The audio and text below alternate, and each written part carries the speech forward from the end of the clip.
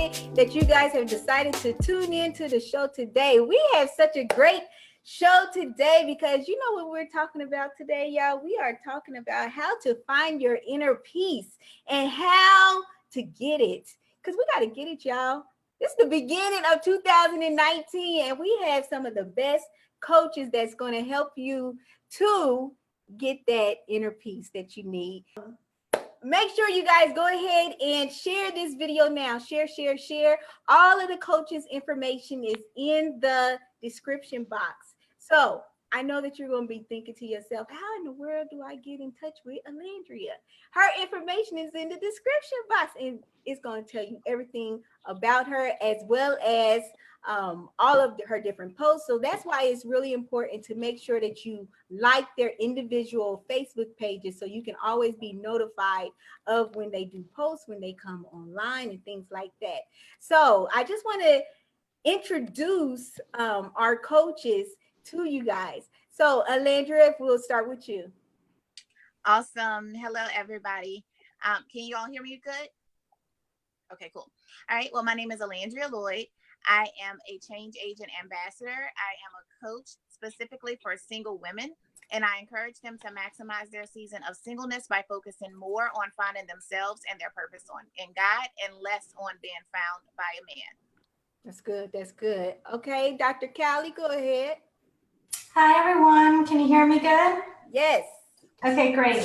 So I specialize in unhealthy codependent relationships, and I also specialize in creatives that are interested in starting a business with a talent or something that they're very passionate about. Okay. And Tracey, if you can introduce yourself to our viewers.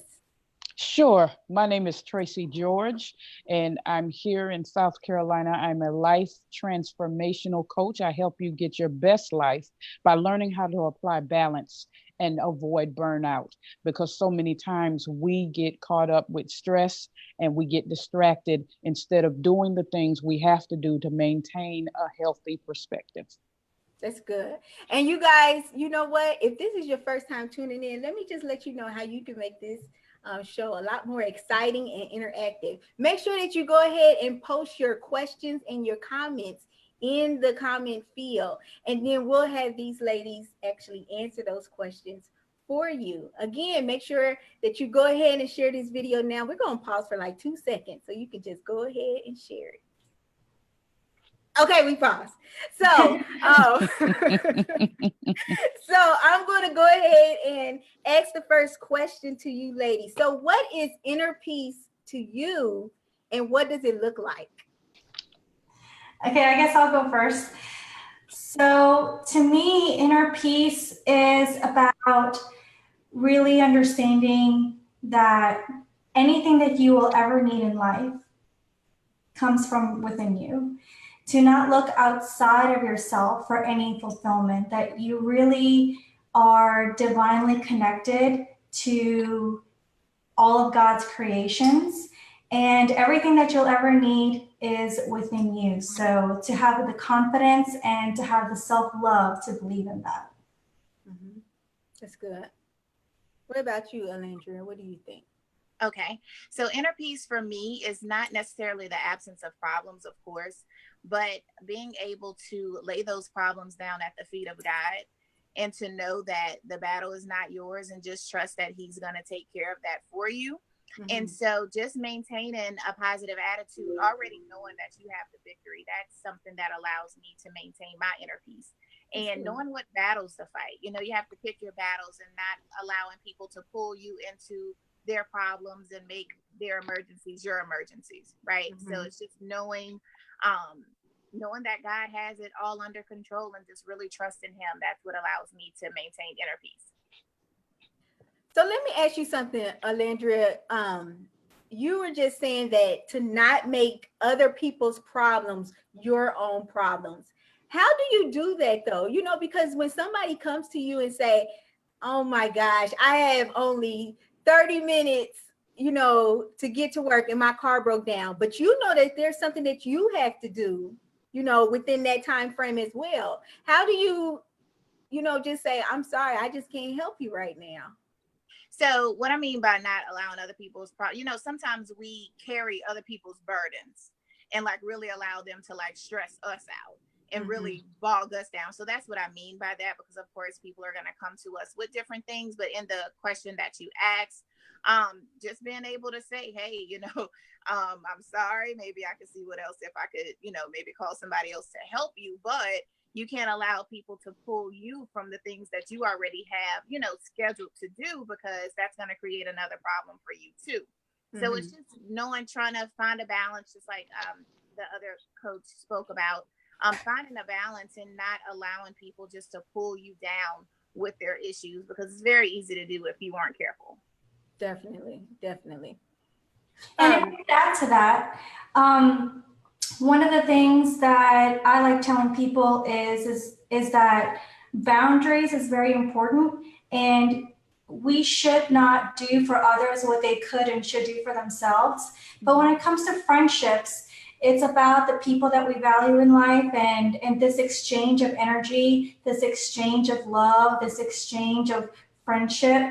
So if you have someone in your life that you highly value, then if you know that person would do the same thing for you, then that's an equal exchange of energy. And you have the confidence that when the time comes that you need a favor, that they'll be there for you.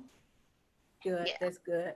Because I do understand that. And a lot of times you have to be mindful that you can't be in these one-sided relationships with other individuals where you're just constantly exuding all your energy to somebody else that, never helps you out, whatsoever. Because, there are moments where you're going to need somebody to help you in different situations.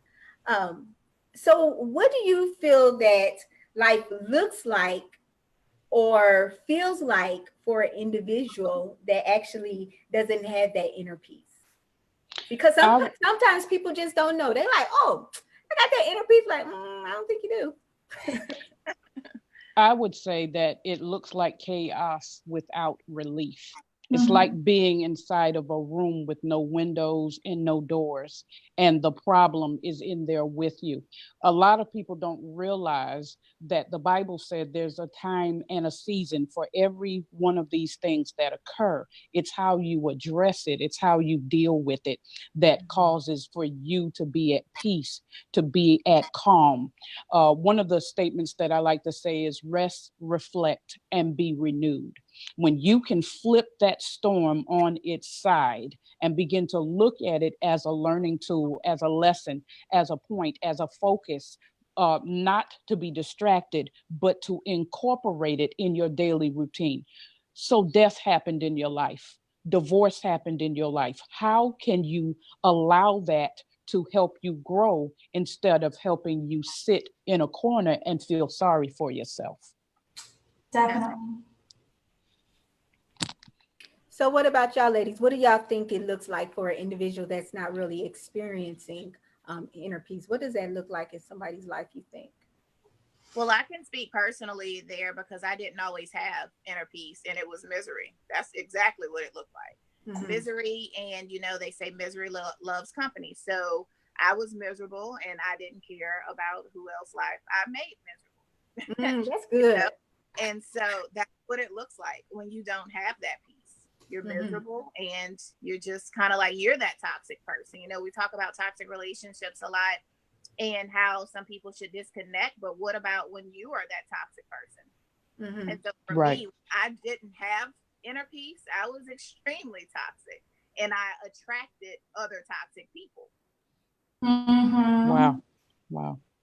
But how did you actually, did somebody bring it to your attention? Like, I just don't like hanging out with you. How did you find out that you was a toxic person to be around?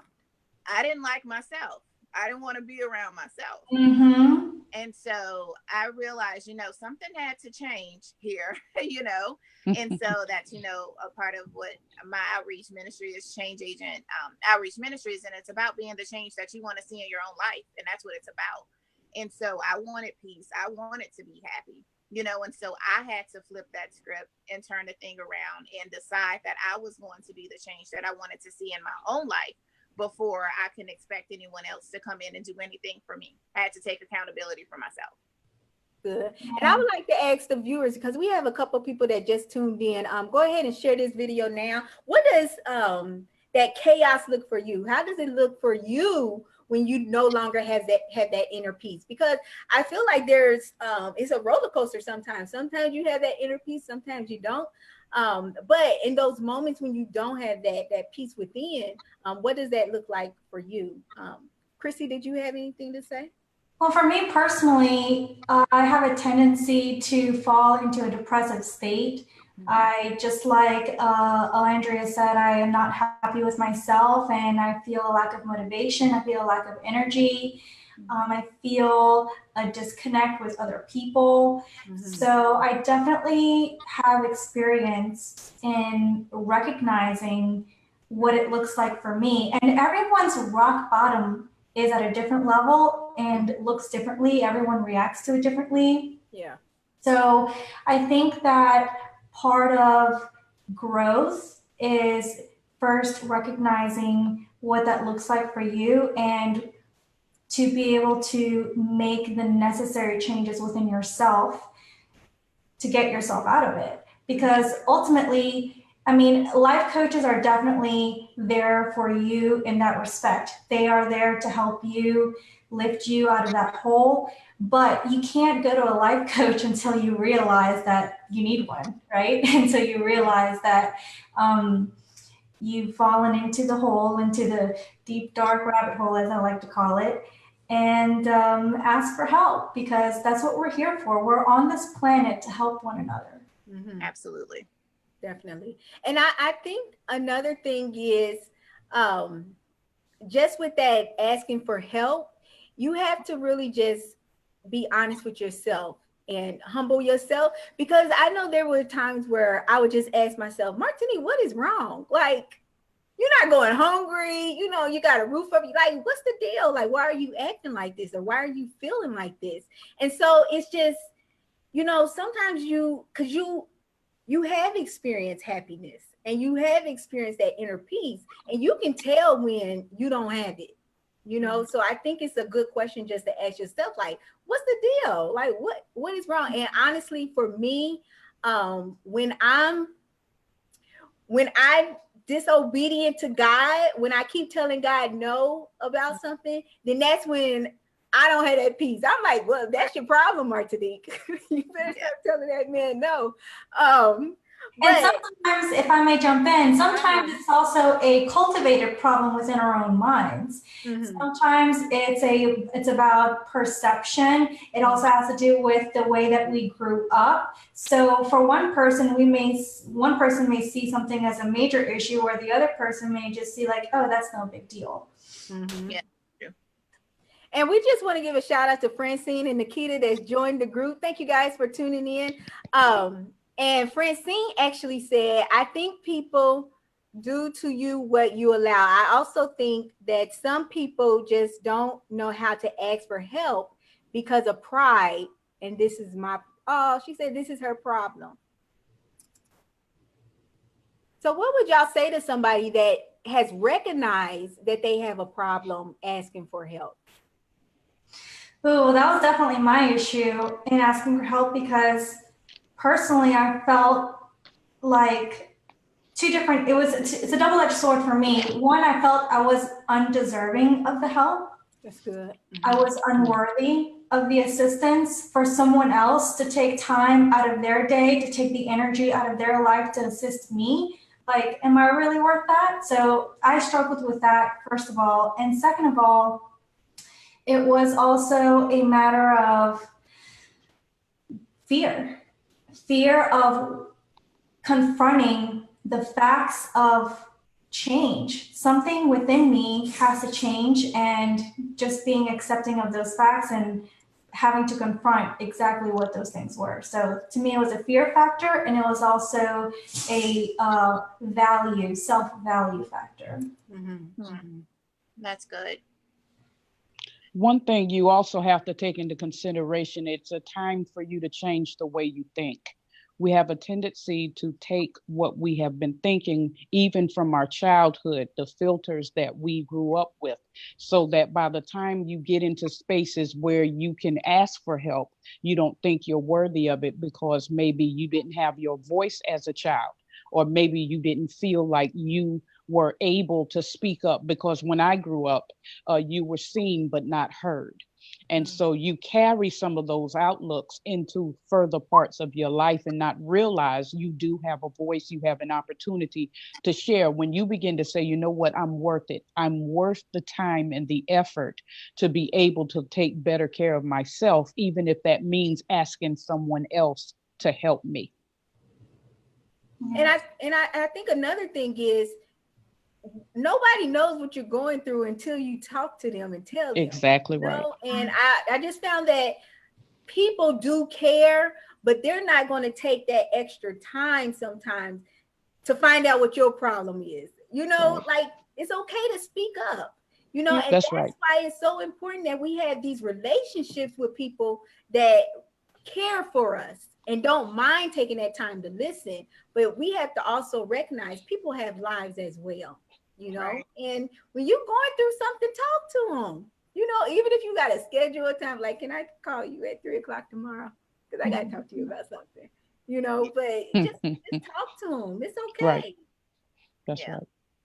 So let me know, what are some of the disciplines or drills that you actually teach your clients in developing inner peace? I'd say right at the forefront that learn to take a deep breath. We have a tendency to jump right in when something happens, like we have to give an answer. We've got to make a comment. Sometimes you just need to pull back for a second, take a deep breath to empty out all the stuff you just thought about what just happened, and just simply allow yourself to breathe. Yeah. Because we have a tendency, I used to be that person. When stuff happens, I immediately went after it. And those first thoughts may very well be the wrong thoughts. And you begin to internalize it and make it personal. And it might just simply be an opportunity for you to step back, clear your thoughts, take a deep breath, and approach it with a clear mind and a clairvoyant conscious. Yep, that's true. And so I have a couple of people that's making comments on the feed, and they're just saying, they didn't think they were worth the help. My question to you guys that's making comments, what do you think about yourself now? Do you feel that you're worth the help? Do you still have that fear about asking for help? But if anybody else wants to chime in about what are some of the disciplines or drills that you actually teach your clients in developing that inner peace? I like to share to think about what you're thinking about for number one, because sometimes when things happen, you have all these different thoughts bombarding your mind, and I call it like scatterbrain, where it's just like you're all over the place. Let's just take a minute and let's just declutter, if you will, and really focus on what you're thinking about, because some of this stuff that comes through our mind, the devil comes with all types of thoughts. Our fear, invokes all different types of thoughts. So let's just see what's really real about what we're thinking about.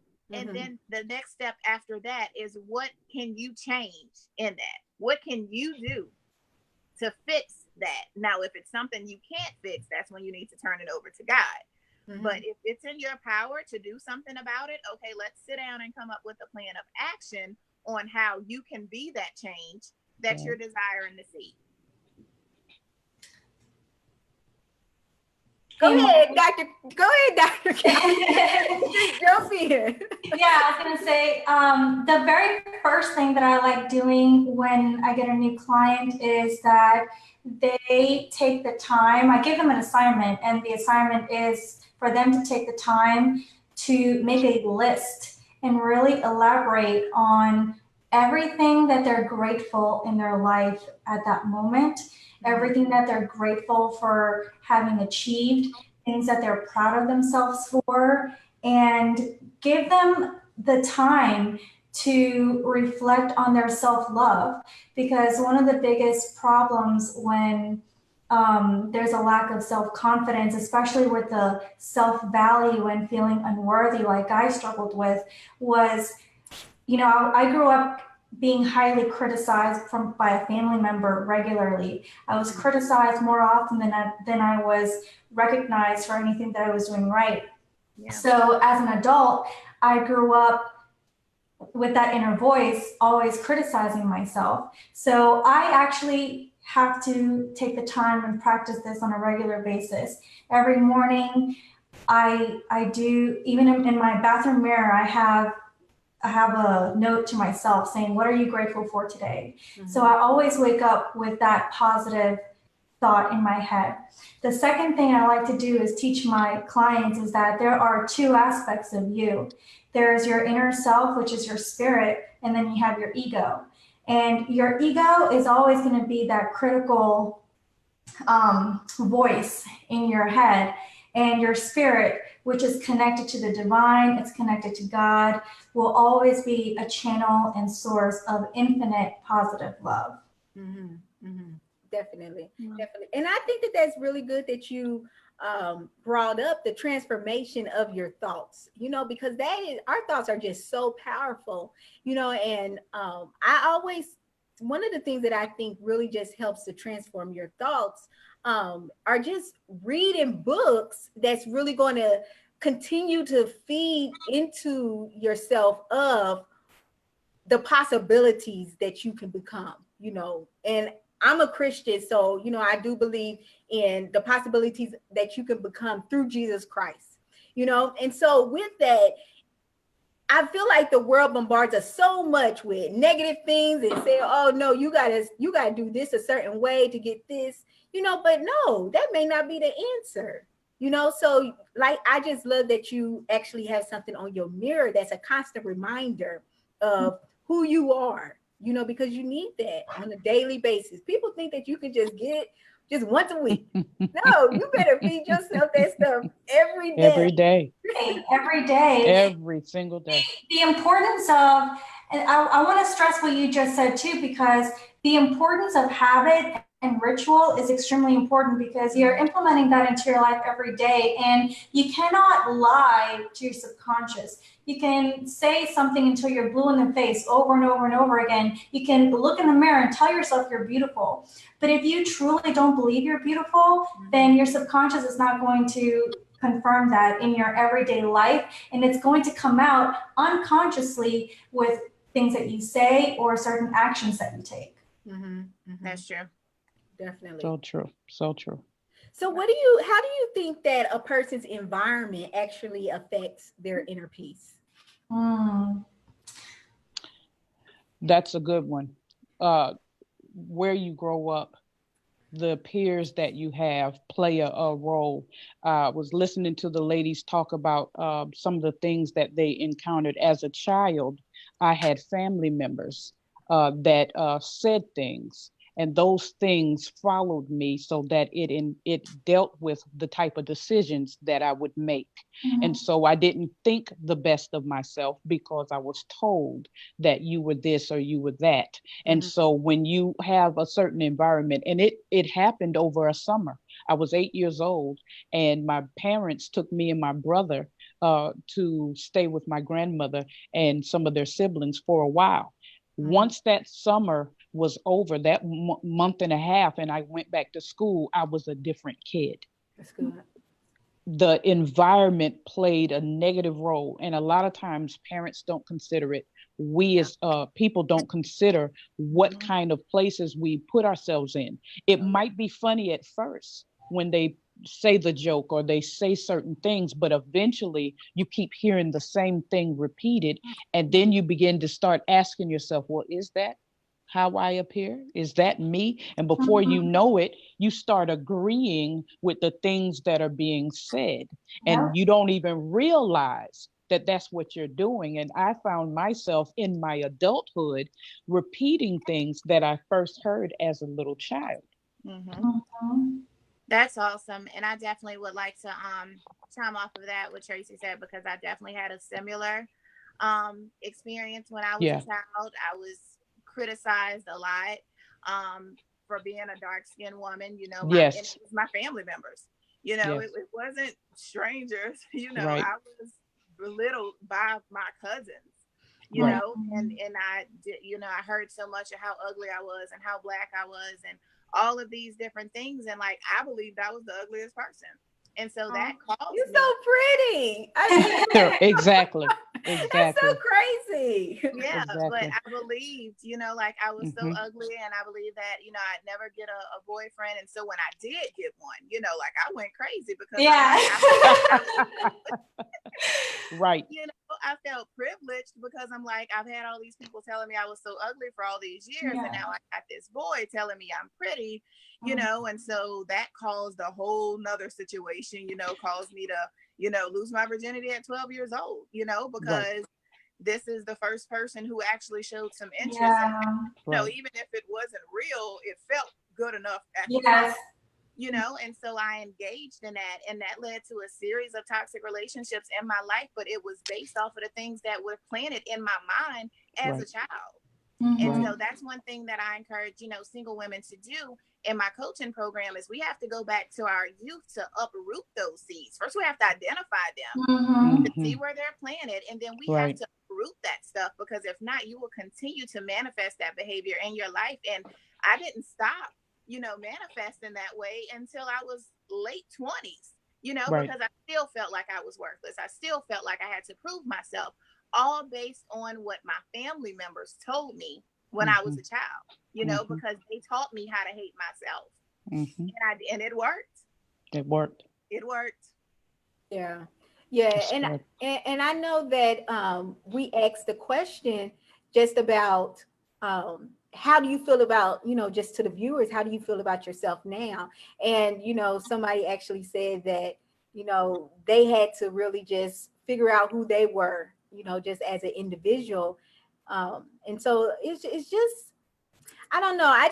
It's just so surprising to me what people say, especially to kids, you know. And then I'm also thinking about, you know, is this considered normal because this is what happened in your life? You know, this type of talk. And so I just don't, you think that because a person is a certain age, an adult, they would know not to do something. But if you've been trained to talk to a child a certain way, or if that has happened in your life when you were a child, then why would it not be considered as normal? Yeah, the cycle will repeat itself. Yeah. And so that's like that's why I asked you guys the question of like, what does someone's life look like that does not have that inner peace? Because when you don't have that inner peace yourself, you push it on to other people, you know? And that's the sad thing about it, because sometimes you're confirming what other people have said, and then that individual begins to believe that within themselves. Yeah. You know? That's right. But I just want to tell the viewers, just take heed to how you talk to people, you know, because they always say that the ugliest people always try to hurt somebody else. If you always knowing that you're trying to hurt somebody with your words and your thoughts and stuff, you need to start looking within and call these coaches and say, you know, I have a problem, you know, and be open and honest with something that you're struggling with. You guys, if you just now tuned in, we have some great coaches that's talking to us about how to just find that inner peace and what is inner peace. Make sure you go ahead and share this video now. I'm always saying that the coach's contact information is in the description box. This is getting so good, y'all. So let me ask you this. How is it possible to have inner peace and to juggle multiple responsibilities in your daily life? Is that even possible to have that balance like that? Yes, it is. One of the things that I tell people, there's power in the word no.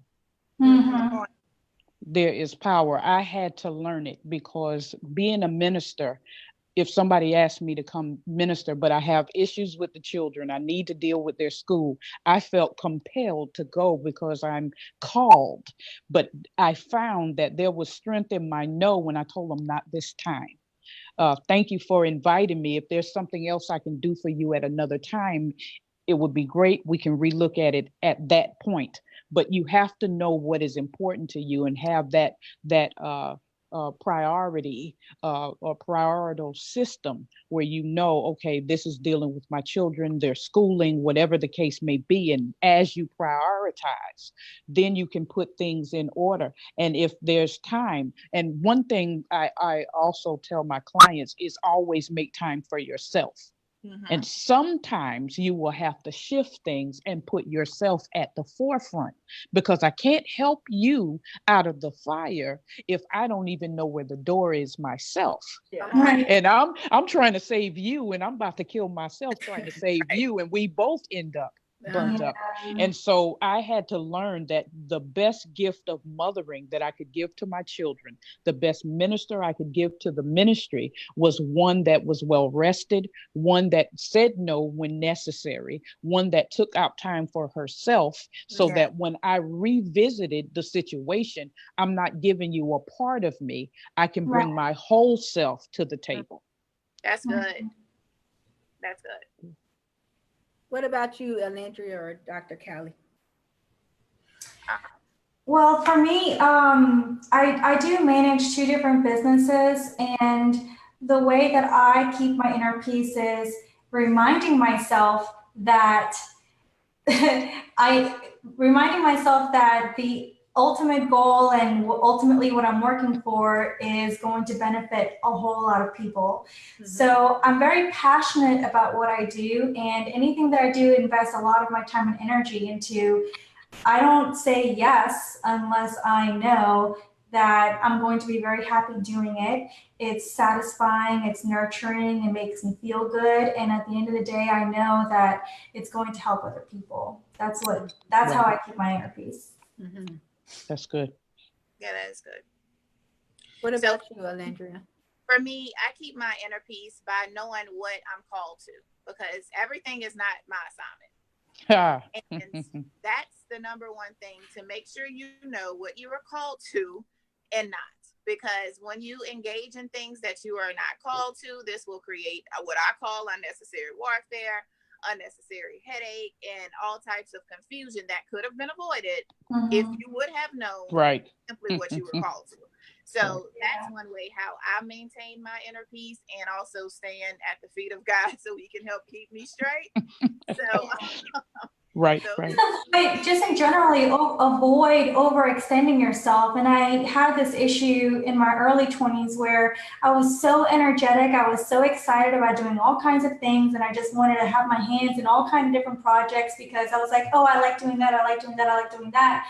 But really narrowing down to the few projects that you're like, okay, what would bring the most amount of joy into your life? And that's what I have to ask myself still, because I do still get excited, but I know that my time is limited and my energy is limited, and I don't want to deplete myself. And like Tracey said before, I don't want to give part of myself in any project that I do. I always want to give all of myself. That's good. And you know what? I don't know if the viewers know this, but I'm not married and I don't have any kids. And that's not to say, that, I'm doing a call out for a guy. But I am really amazed at some of these mothers and fathers and these parents just in general. They had these practices they had to take their kids to. Then they had their full-time job, and then they got to prepare dinner, and then it's just so much. Like, what do you say to somebody that has all these multiple things to juggle and still trying to take time to themselves? Do y'all remember the Calgon commercial? See, like, Calgon, take me away. But those baths are only like 15 minutes. Is that enough for yourself to keep some inner peace? Like, how do you juggle it all? I tell folks to find a couple of ways to rest. And the Calgon bath may be a few minutes of it, but there might be a night where you would normally fix a 3-course meal that it might be sandwich night. That's good. Yeah. You know, I used to tell the kids, you're going to need to learn how to make a sandwich, learn how to fix a bowl of cereal, grab yourself a glass of water, milk, or whatever. And so my daughter was cooking by the time she was 12. She started doing little whatnots. And so I could tell her, start the rice for me, or do this or do that. You have to learn how to incorporate your livelihood of those who are around you to help you help you. And so when they can do their own homework, I homeschooled my children. And so when they had different things they needed to do, I told them, before you ask me, do the proper research. Go look for the answer first. And then if you cannot find it, then come and talk to me. And it taught them a little more independence. I didn't want them to think that I wasn't there, but I wanted them to understand the day is coming where you're going to have to answer some of these questions yourself. And you may call mom, and mom is not available. And so I just wanted, and even in ministry, I tell folks, okay, what things did you do first before you called me? I'm not the end all be all. My name is not God. And so if you're coming to me all the time, then God is sitting there saying, hello, you know, I'm the answer. I got you. But if you're coming to me, then you missed a couple of steps along the way. And those are just some of the few things that I would do to try to get folks to use other methods and let me be one of the last resorts. I love that, Tracey. I love your approach of reducing dependency. And you did that by teaching. You did that by teaching your kids the way, teaching them young too. And I think that's great. My dad did the same thing too. Wow. Sometimes I joke around with my friends and people that I meet that I think my dad wanted a boy because he didn't treat me any differently. He taught me how to, before I got my driver's license, he was teaching me how to change my tire, change the oil in my car, and do all kind of cool stuff. So I'm very thankful for him for that, because as a woman, I eliminated my dependency on men for certain things that were stereotypical, labeled as such. That's right. Awesome. So how does LIST actually help you guys to stay on track and not to clutter your daily life with, unnecessary things? How does that help you guys? Or does it just help me? Because I know I'm a list. I'll make a list. I'll be like, oh, you're not on the list. Let me just put that on the list for tomorrow. But what things do you guys use personally to really just help you to stay on track? And yes, there are times when you have to put out fires, but we are talking about having that balanced lifestyle, on a daily basis, hopefully. So for me, I use time blocking. So along with my list, so I'm blocking off, between 5 a.m. and 7 a.m. This is what I'm focusing on, and so on and so forth. And so that not only allows me to stay focused, but it also allows me to have a greater level of productivity throughout my day by, just focusing on, the most important things and blocking off that time so that I can do it. And then also sometimes I find that if I just say, okay, if I know I need to, create an email sequence or whatever it is I need to do, let me just work on that until I'm done. Because sometimes, especially as being a single mom, you have to multitask. But sometimes being a multitasker it can be a gift and a curse sometimes, because when you have too many irons in a fire, like my mom saying, something's going to eventually end up getting burned. So when I just focus on one thing until I'm done with it, where if it's 2 or 3 hours, just go ahead and knock it out instead of doing a little piece here and a little piece there. I find that I'm more productive that way as well. Oh, that's good. I'm still burning my meals and my dinner sometimes. So I definitely haven't perfected that field, but I'm definitely getting better.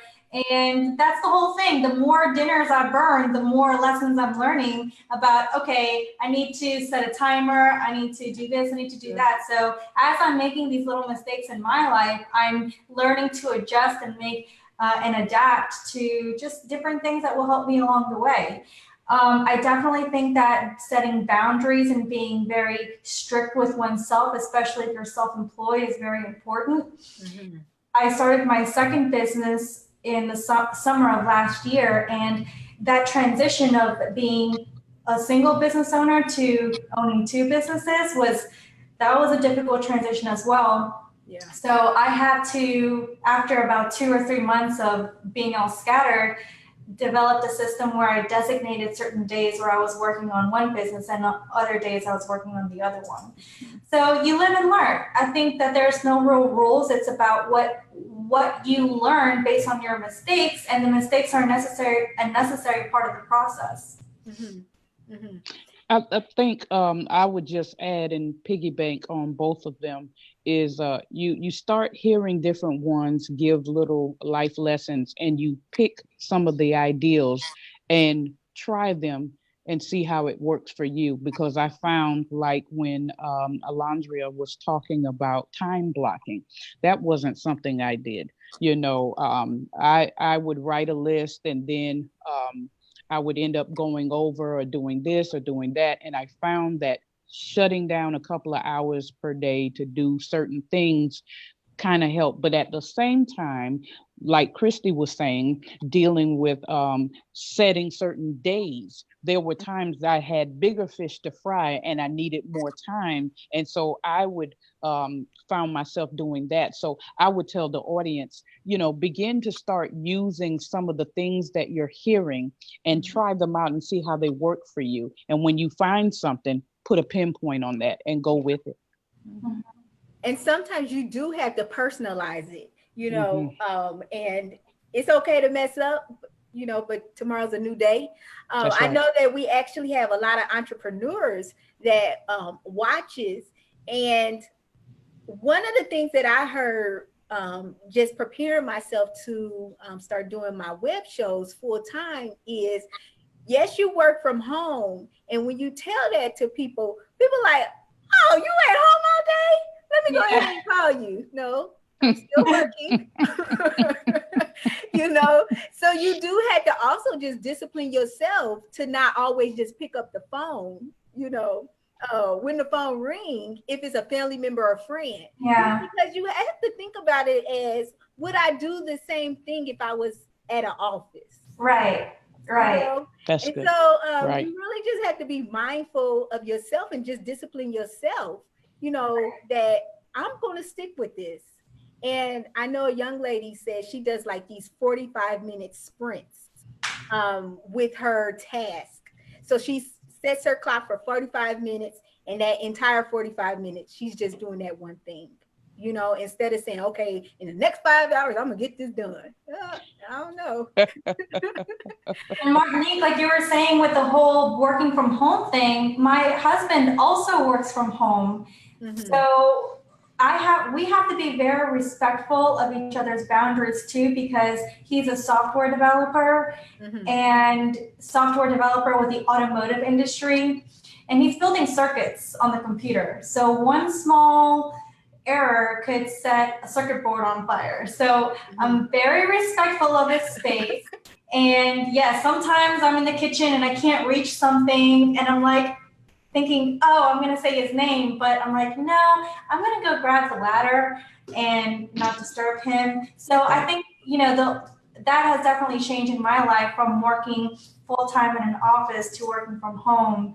And again, I struggle with the same thing where people are like, oh, you work from home, so I can just call you whenever. And still, a lot of friends do that, and I take time to acknowledge them and say hello for a little while, and then I'm like, I gotta go.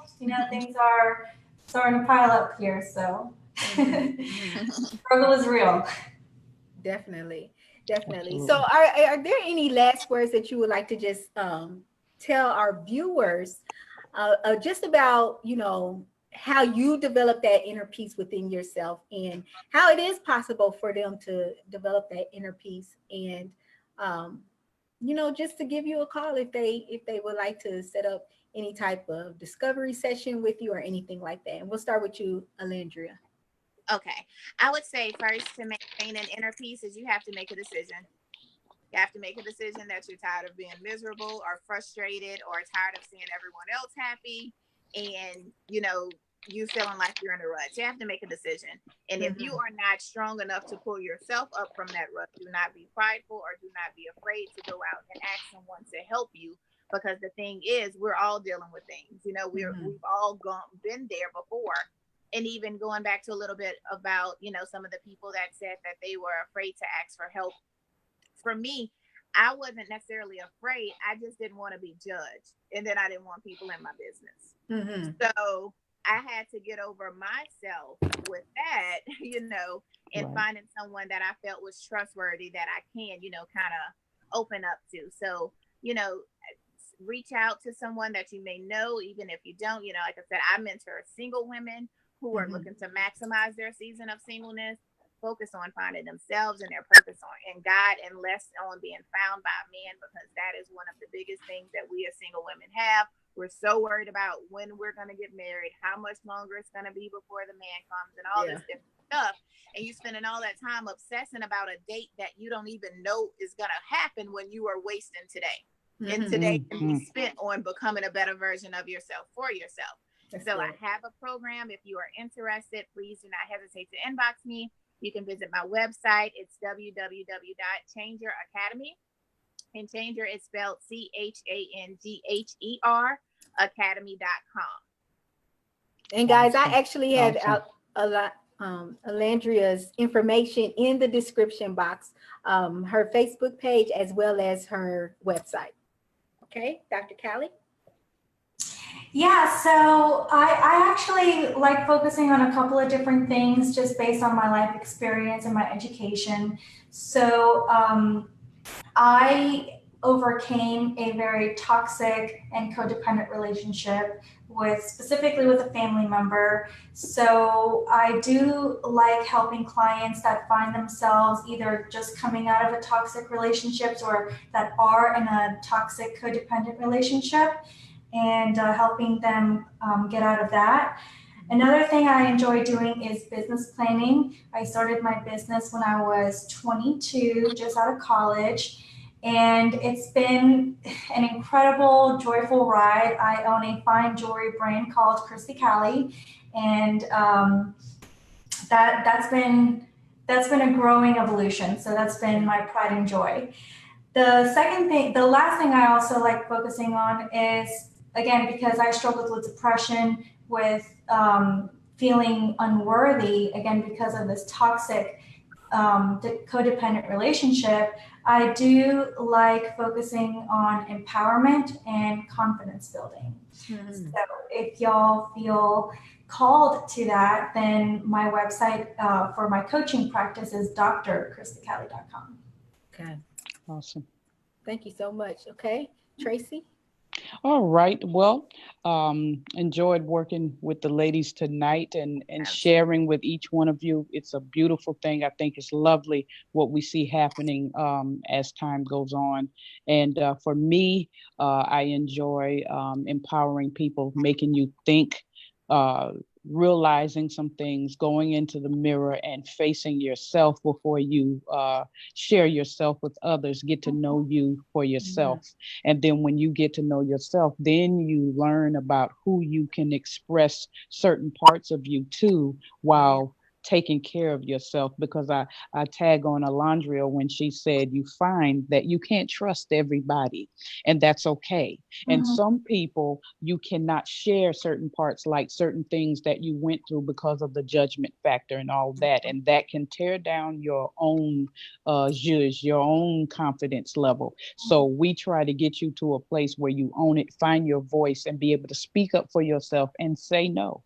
And if you find yourself like, hey, that's what I want to do, then go to www.traceythecoach.com. And we have some other things in there because, it's a beautiful thing. When I saw the inner peace, one of the books we wrote is called The Blessed Place. When you find your place and you're able to really take care of yourself, you won't find yourself going into some of those harmful things that may have caused you issue in your past. That's good. That's good. Ladies, I just really appreciate you guys for just opening up your hearts, just your testimonies, your personal testimonies, and sharing those with the viewers, and really just letting them know a lot more about who you are, as well as your services that you provide.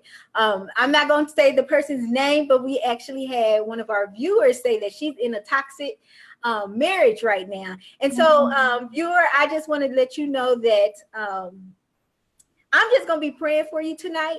And I'm also going to encourage you to reach out with one of these coaches if you felt that you really resonated with them. I just pray that you just have that boldness to just reach out, you know, because you did the first step already. You already said, you realize you are in a toxic marriage. Go ahead and share this video now, guys. Also, make sure that you subscribe to my YouTube channel, which is Martinique the Storyteller. If we're not friends on Facebook, what are you waiting for? Go ahead and send me a friend request so you can always be notified of the different shows that I have. Also, make sure that you continue to communicate with us and let us know how this show has actually helped you. Make sure that you go ahead to go to the coaches' Facebook pages. Don't just like their page, but also follow their page, because I know that they are actually on Facebook Live a lot. And so you'll be notified when they come on the live stream. I really do appreciate you ladies. Again, I appreciate you viewers for taking time to just watch and find out how you can actually have that inner peace within yourself, as well as being able to share this knowledge with others. You guys have a great night, and you know what? Happy MLK Day, y'all. Happy Martin Luther King. That's right. So you guys have a great night. Bye-bye. Bye-bye.